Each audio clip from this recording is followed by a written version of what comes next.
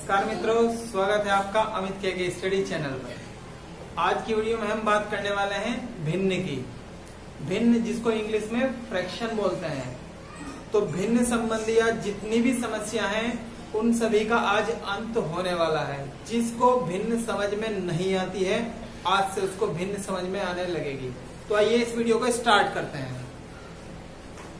सबसे पहले हम समझते हैं कि भिन्न क्या होती है और भिन्न किसे बोला जाता है, भिन्न किसे कहते हैं। तो हम यहां पर देख रहे हैं, यहां पर मेरे पास एक सर्कल है, एक वृत्त है मेरे पास में। मैं इसको चलिए मान लेता हूं, मैं ये एक मेरे पास एक चपाती है, एक रोटी है और मैंने इसके यहां पर देखिए कितने भाग किए हैं। अभी मैंने इसके 2 बराबर भाग कर दिए हैं और अब देखिए अब मैंने इसके 4 बराबर भाग कर दिए हैं। तो हमें भिन्न को समझने के लिए सबसे पहले जो भी हमारे पास कोई संपूर्ण वस्तु है, जो भी हमारे पास कोई पूरी वस्तु है, पूरी वस्तु की बात कर रहा हूं मैं, तो उसके हम बराबर हिस्से करेंगे, उसके हम बराबर हिस्से करेंगे, बराबर भाग करेंगे और बराबर भाग में से हम एक भाग या एक से अधिक भाग हम निकाल लेंगे। उस वस्तु के बराबर भाग करके हम उसमें से कुछ भाग निकाल लेंगे और कुछ भाग हमारे पास बच जाएंगे। तो जो भाग हमने निकाले हैं वह भी भिन्न है और जो भाग हमारे पास बच गए हैं वह भी भिन्न है। देखिए समझते हैं, यहाँ पर मैंने एक रोटी के 4 बराबर हिस्से किए थे। तो 4 बराबर हिस्से करने पर मान लीजिए मैंने ये वाला हिस्सा यहाँ से निकाल दिया है। देखिए ये हिस्सा मैंने यहाँ से निकाल कर अलग कर दिया है। तो यहाँ से ये हिस्सा हट गया है, यहाँ से ये हिस्सा मैंने बाहर निकाल दिया है। तो अब एक हिस्सा मैंने निकाल लिया है, एक भाग या एक पार्ट मैंने यहाँ से निकाल लिया है और 3 पार्ट यहाँ पर मेरे पास बचे हैं। तो मैंने रोटी के कुल कितने हिस्से किए थे, बराबर हिस्से, ध्यान रखना बराबर हिस्से हमें करने हैं।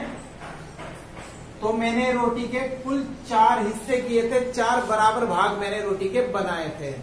तो 4 को मैं लाइन के नीचे लिखूंगा और इसमें से मैंने एक भाग निकाल लिया है, एक भाग मैंने निकाल दिया है तो एक में ऊपर लिखूंगा।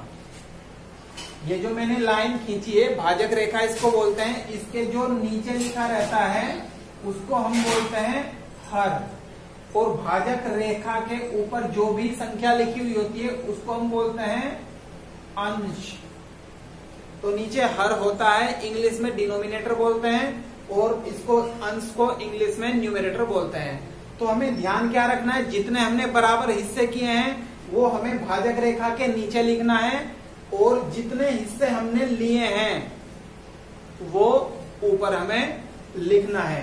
तो ध्यान क्या रखना है, जितने बराबर हिस्से किए हैं वो नीचे लिखना है और जो हम ले रहे हैं, जिसकी हम बात कर रहे हैं, वो ऊपर। अब देखिए यहाँ पर कुल 4 भाग थे, तो ये क्या है, 4 में से एक भाग। जैसे आपने कभी टेस्ट दिया होगा, कभी आपने परीक्षा दी होगी, तो वहां पर मान लीजिए आपकी 10 नंबर की परीक्षा थी या 10 अंकों की परीक्षा थी। तो 10 में से आपके 8 नंबर आए हैं, 8 अंक आए हैं, तो वो ऐसे ही लिखा जाता है। आप जानते हैं ऐसे ही लिखा जाता है। इसका अर्थ ये हुआ तो जो कुल भाग हैं या कुल नंबर हैं, टोटल जो मार्क्स हैं वो नीचे लिखे जाएंगे और जो आपको मिले हैं, जितने आपने प्राप्त किए हैं, ऑब्टेन मार्क्स हैं, वो ऊपर लिखे जाएंगे। अर्थात 10 में से 8। तो इसी प्रकार से हम देखते हैं यहाँ पे 4 भाग में से एक भाग टोटल नीचे आएगा और जितने आपको मिले हैं या जिसकी आप बात कर रहे हैं वो ऊपर आएगा। तो यहाँ पर 4 में से एक भाग ये हमने निकाल दिया है और बचा हुआ भाग क्या है, 4 में से 3 भाग बच गए हैं। तो ये बचे हुए भाग है, 4 में से 3 भाग बच गए हैं। तो इसको हम लिखेंगे 3/4 या फिर 3/4 और ये 1/4। तो ये भिन्न है 1/4 और ये भिन्न है 3/4। तो ये दोनों ही भिन्न हैं। तो हम यहाँ पर देख रहे हैं 4 में से 3 भाग मेरे पास यहाँ पर बचे हैं और एक भाग मैंने यहाँ पर निकाल लिया था। चलिए जो भाग मैंने निकाला था उसमें मैं डॉट डॉट डॉट लगा देता हूं अलग से पहचान के लिए। तो मैं यहाँ पर देख रहा हूं छायांकित मैंने इसको कर दिया है। तो छायांकित भाग कितना है? 1/4 है। छायांकित भाग कितना है? 1/4। और जो बचा हुआ भाग है वो मेरे पास है 3/4। तो ये दोनों ही भिन्न हैं, यह भी भिन्न है और ये भी भिन्न है। तो मेरे पास दो भिन्न है। अब यहाँ पर भिन्न भिन्न क्या है मेरे पास? एक भिन्न है मेरे पास 3/4, 3/4। और दूसरी भिन्न मेरे पास क्या है? दूसरी भिन्न है मेरे पास 1/4, 1/4। तो इस प्रकार से हम कह सकते हैं कि भिन्न क्या है? संपूर्ण वस्तु का कुछ लिया गया भाग या हिस्सा भिन्न होता है और जो बच गया हिस्सा है वह भी भिन्न होता है। तो हम कह सकते हैं fraction is a part of whole. Fraction is a part of whole. संपूर्ण वस्तु का कुछ हिस्सा जिसकी हम बात कर रहे हैं, जो हमने लिया है वह भी भिन्न है और जो बच गया है वह भी भिन्न है। चलिए एक और उदाहरण देखते हैं। यहां पर मान लीजिए ये मेरे पास एक चॉकलेट है, मेरे पास एक चॉकलेट है और इसके यहाँ पर आप देखिए यहाँ पर इसके 10 बराबर भाग किए गए हैं।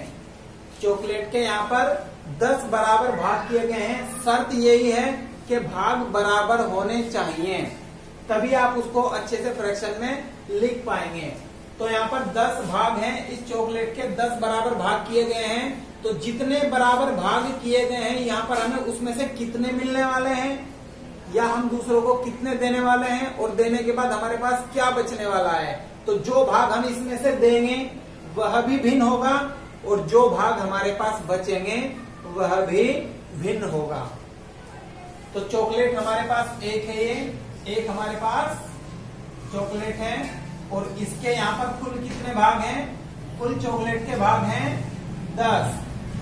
10 भाग हैं कुल चॉकलेट के। तो हमें पता है 10 में से ही हमें कुछ भाग मिलने वाले हैं और जो हमारे पास बचेंगे वो 10 में से ही कुछ भाग हमारे पास बचेंगे। तो 10 हमें नीचे लिखना है, 10 हमें नीचे लिखना है। तो देखिए 10 मैंने नीचे लिख दिया है और 10 में से मान लीजिए ये 1 भाग, 2 भाग, 3 भाग, 4 भाग। तो 4 भाग मैंने A को दे दिए हैं। 10 में से 4 भाग मैंने A को दिए हैं। मैं ऐसा नहीं लिखूंगा कि 10 को मैंने 4 दिए। 4 कैसे दे सकते हैं? चॉकलेट तो एक है, चॉकलेट तो हमारे पास केवल एक ही है, तो हम 4 कैसे दे सकते हैं?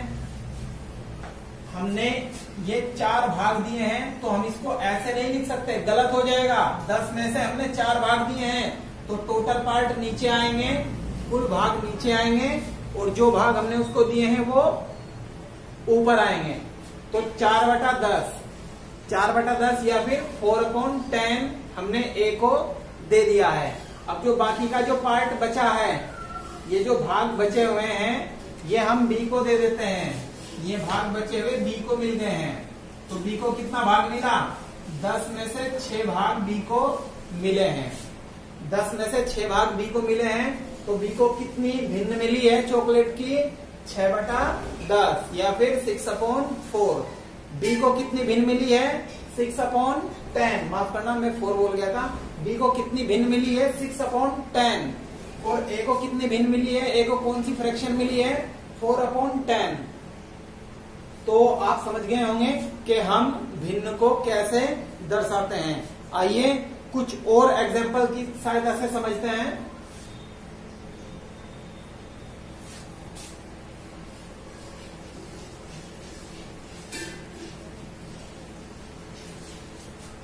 देखते हैं यहां पर मेरे पास एक रोटी है। मान लीजिए इस रोटी के मैंने यहां पर